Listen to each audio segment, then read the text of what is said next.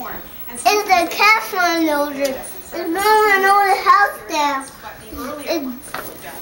Sounds like a fairly complex technique, but they were able to make this in the 1890s. However, this is a way of peace. This was actually dated in the 1920s. The earlier purple, blue, the other thing that's unusual about this is it has a clear bottom that's then applied a clear foot. The other two pieces that I've seen, the applied foot. What's the cat wheel loader doing? It's mom in the house now. Cool. Look at that broken house. Look at that broken house. Yeah, that's a broken house. You did a good job.